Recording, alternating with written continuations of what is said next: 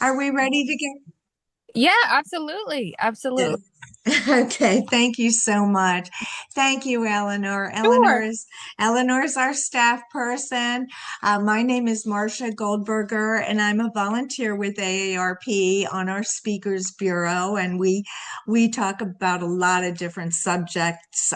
So I'm really I'm really thankful that you're here today to talk about successful grandparenting strategies for connection. So before we get into our presentation, I just need to go over this disclaimer with you a little bit that says basically that this session is intended to be informational and educational. And the information we cover today is to help make decisions that support one's well-being at any age. So this is not really health related. We don't need to go into all of that. Okay.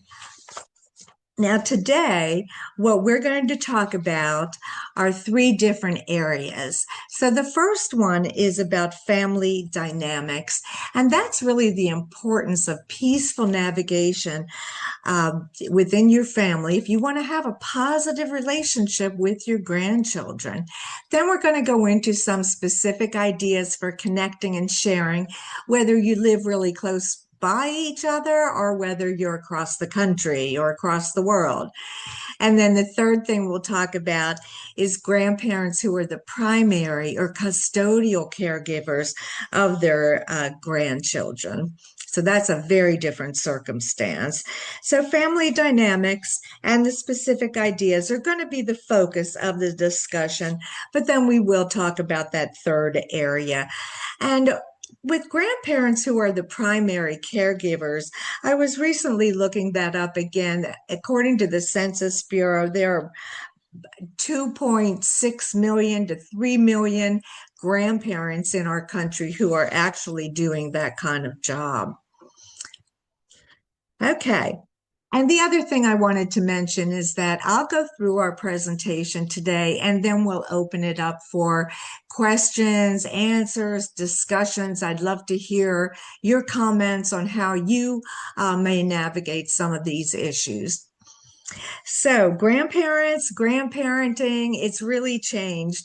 The old stereotype of a fragile, white haired retiree rocking on the front porch has been forever banished. I don't know about you, but I always thought my grandparents were just ancient, because that's kind of the stereotype that we have in mind. But today, grandparents are really generally active, perhaps still working, maybe traveling all over the world, engaging in hobbies, working still, as I mentioned, or volunteering. I've been very busy volunteering, since I retired, working out at the gym, and very possibly dating. There are lots of dating sites for older folks, as many of us know. So roles have also changed greatly over the years. Some of us provide daycare regularly. Some take over parental roles, either temporarily or permanently. And there's also blending step grandchildren with biological grandchildren. So some grandparents function in families with two parents and grandchildren, while others have very different roles. So basically, this presentation talks about three groups of grandparents. It's been estimated that over 1 billion of the world's population are grandparents. Many grandparents play an active role in the lives of their grandchildren, tending to fall into one of three different groups.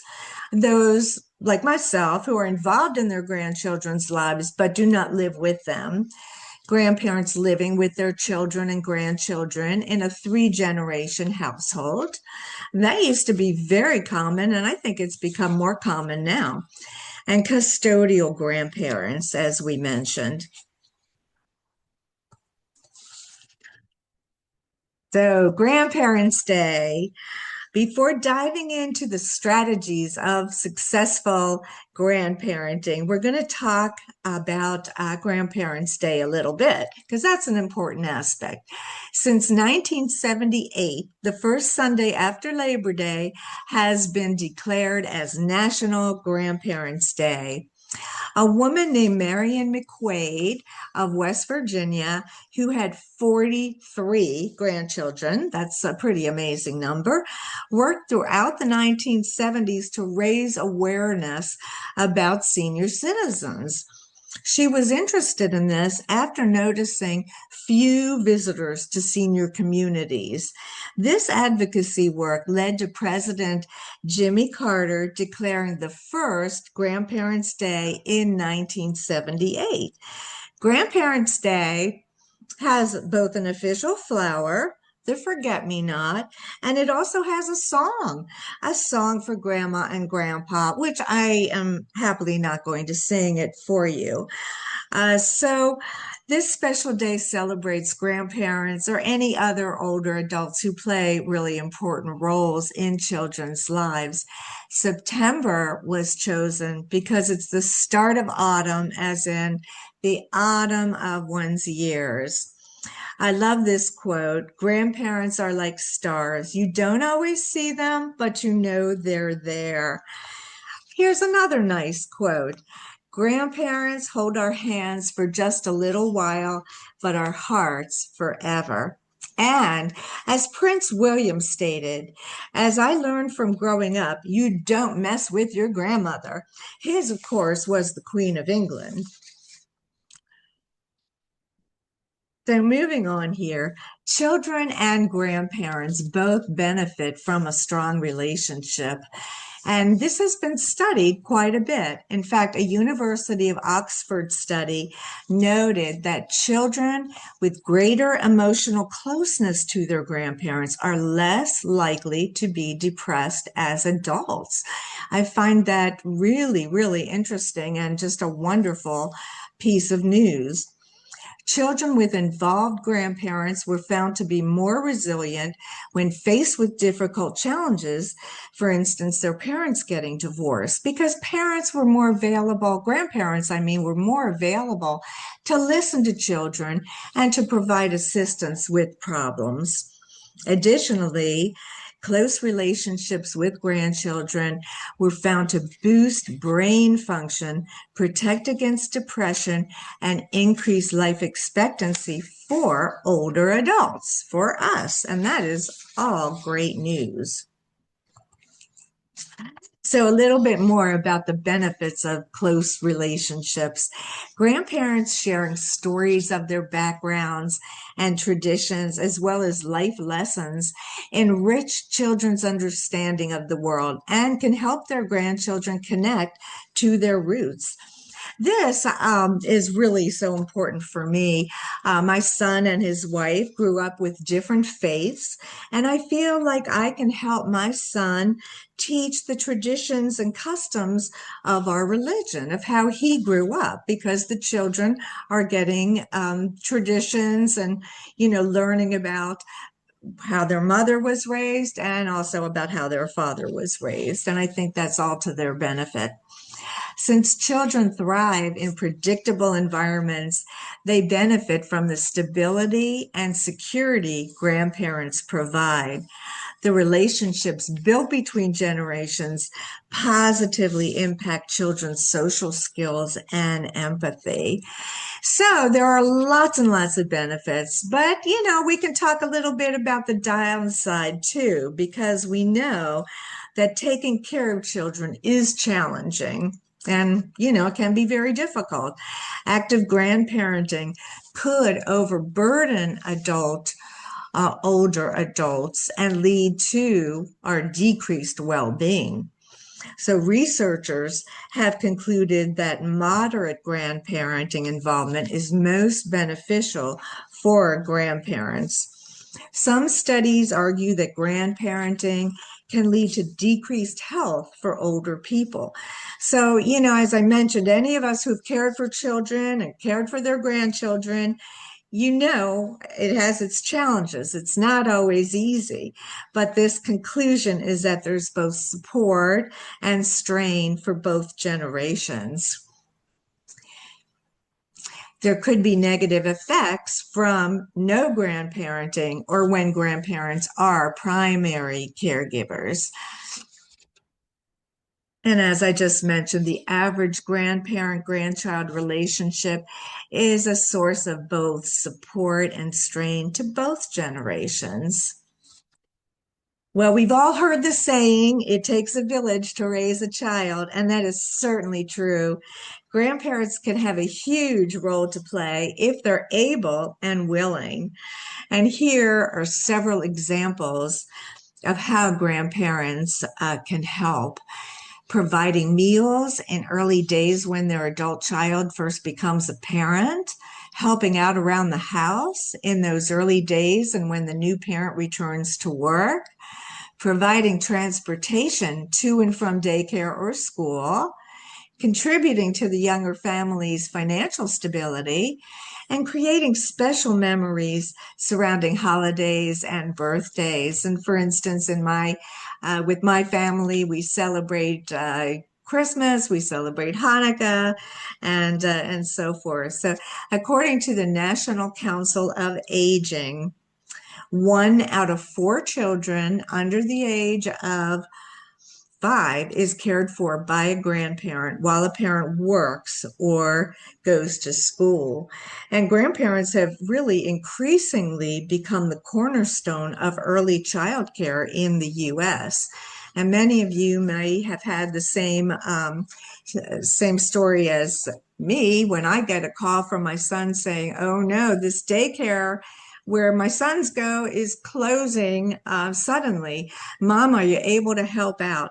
So many of us are able to do that kind of helping out because we're retired and we have the time and the energy. We could do it. So we've established that there are definite benefits. So now let's turn to family dynamics. How do we navigate our family's dynamics to have a positive relationship with our grandchildren? I think one of the most important things is to respect the differences between how we did things and today's current standards. We just can't all argue that our way was best or that's how I always did it. Child rearing standards change. For example, we used to put our babies to sleep on their tummies in a crib with bumpers all around. But now we put them to bed on their backs in a totally bare crib. So that's just one example of how standards are changed, and we just have to respect what the way that the standard is now and how our child does it. And following our adult child's lead, because he or she is the parent now. After all, we did have our chance. We had our experiences. Grandparents and adult children really need to listen to each other and agree on several essential factors and understand that circumstances can change over time. So concluding this little slide right here, but there's more on family dynamics. For peaceful and gratifying relationships, we must give up on any notion that we know best. Our child and our child's partner are the parents now, and they're the bosses of their household.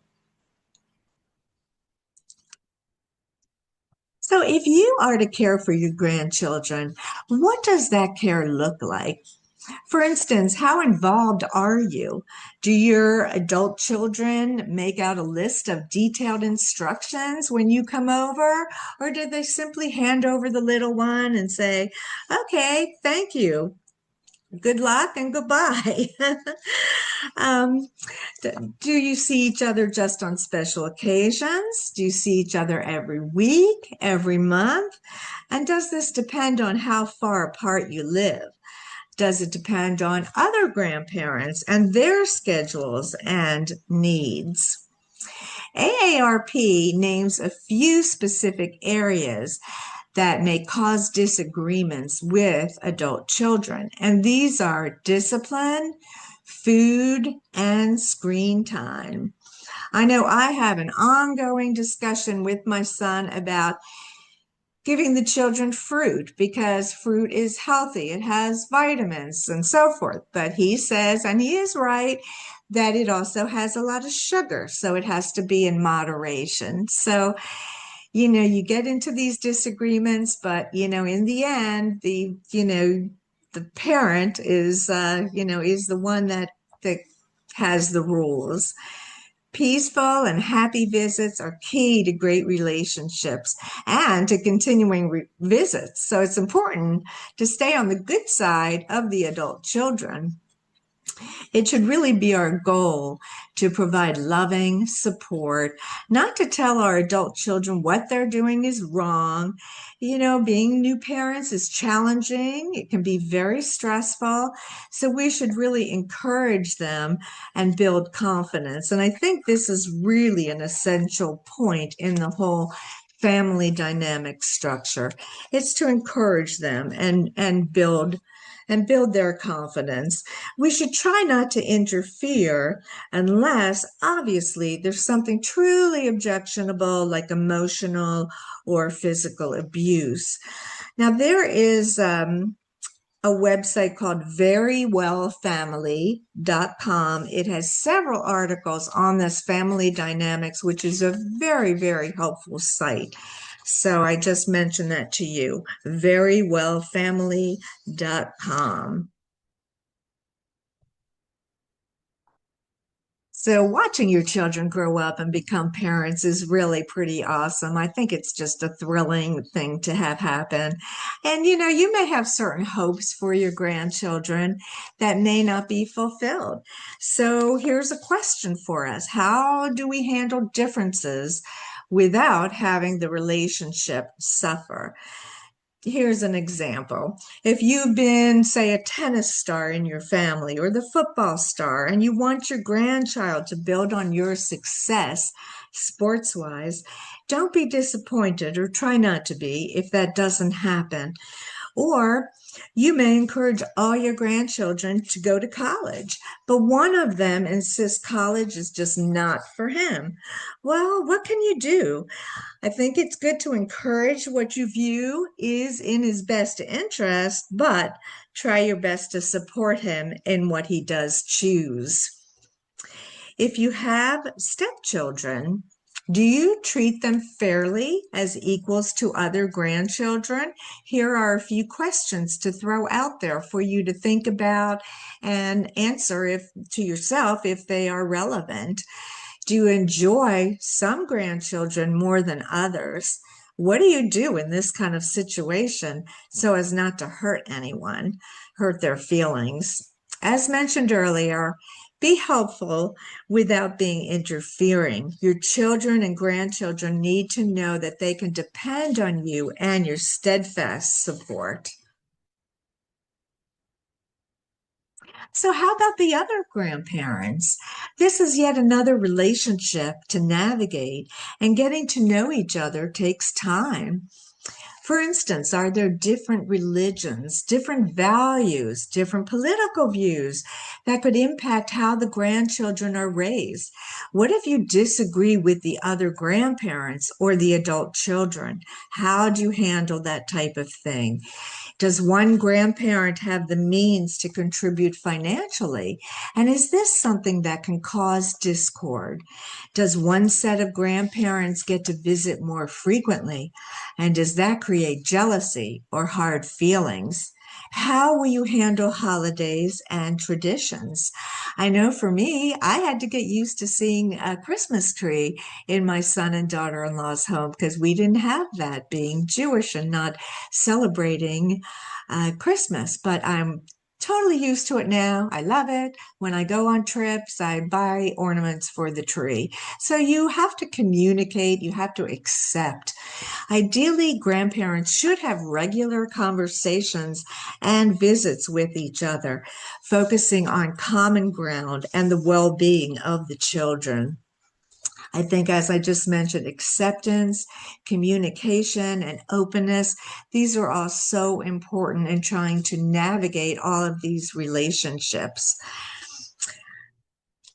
Consistently letting your grandkids know that all their grandparents love them is really important. Even if you have disagreements with the other grandparents, but you have to just make sure that the kids feel secure, safe, that they're loved by all the grandparents. So here are some specific ideas for connecting. When living close by and when distance is involved, some of the same ideas can be put into action. So here are some ideas, like to build on the children's interests. For example, do they enjoy reading? Theater? Do they like make-believe play? Do they like music and singing? Do they like arts and crafts, sports? Play with them, teach them games that you enjoyed playing with your own children, and take them to activities that they would enjoy. If you're local with your grandkids, go on school field trips if you can. Attend Grandparents' Day at the school and special library days. And the kids just love that, to be with their grandparents on those special days. And yeah, if you can't, if you are at a distance from them, there are several things that you can do online. My sister has, done a lot of things with the kids online. You could read to them, you can, play games with them and so forth. There's a little bit more of that on our next slide. But, we think that you could attend as many of their events as possible, particularly if you are local. These days, you can see their music, you can see their dance and their theater productions online. Adult children may be concerned about spoiling the grandkids, but you can say no sometimes and still have lots of fun together. Just make sure to follow the adult children's basic rules, and of course, safety rules above all else.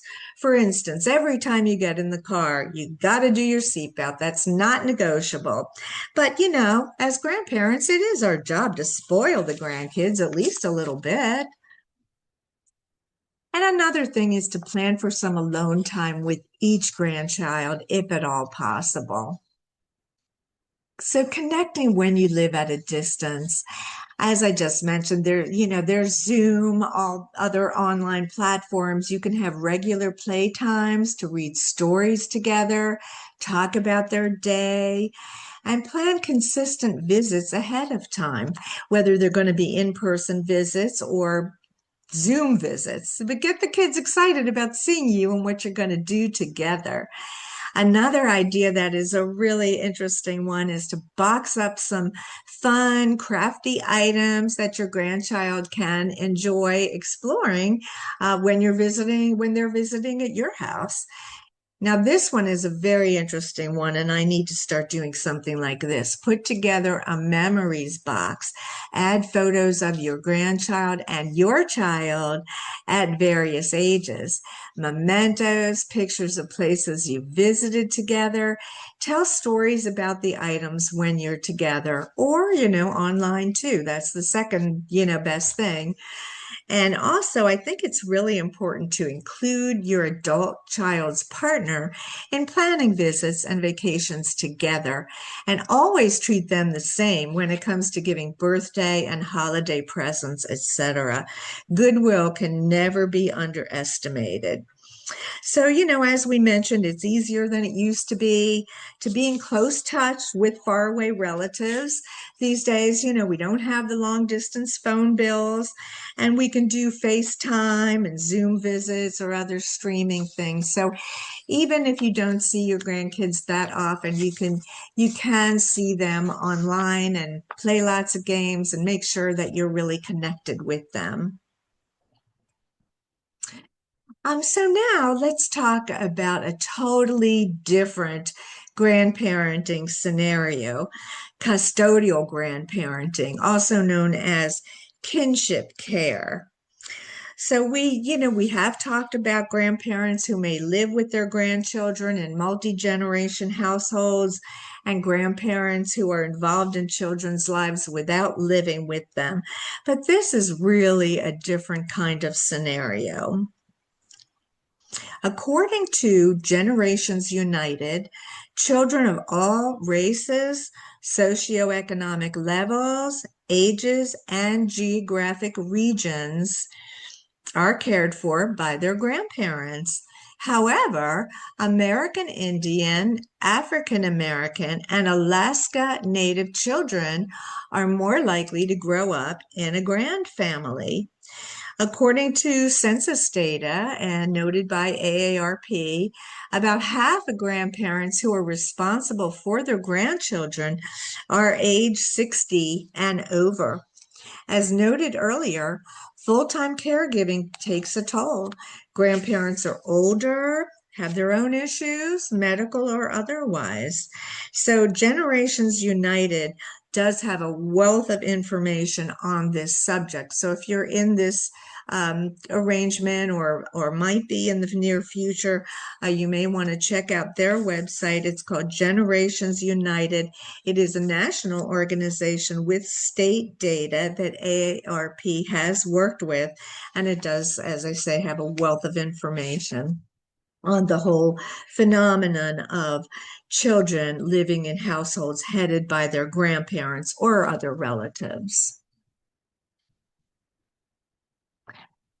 So why does this situation happen? Well, parents may be unable to care for their children for a number of reasons, including there could be addiction problems, alcohol or drug addiction, poverty or homelessness, incarceration, mental illness, parents who are no longer living.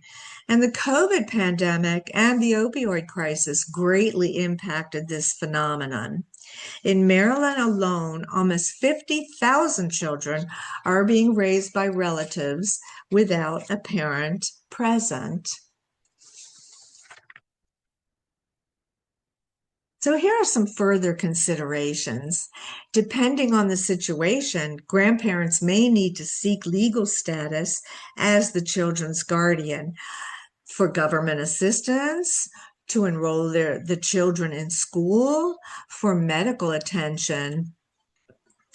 Now, here is another. I know I'm giving a lot of different organizations, but there is a lot of help out there. Helpguide.org offers several important tips for grandparents who are raising their grandchildren. And I just wanted to say, that this presentation really isn't meant to deal or delve into legal issues. So if you're in this situation, we would recommend you talk to get some legal advice. But helpguide.org is a global nonprofit organization that offers free evidence-based resources for mental health and wellness. And there are several other helpful organizations that can be found online. So here are some of the important tips for grandparents who are raising their grandchildren. Acknowledge the children's feelings as well as your own, including grief, stress, anger, and worry. You must make sure to take good care of yourself so that you can take care of the children. Seek support, whether that is legal or mental health or other kinds of support. Focus on creating a stable environment. That is really what the kids need most. Encourage open and honest communication, and encourage contact with the children's parents if possible and if this is in their best interest.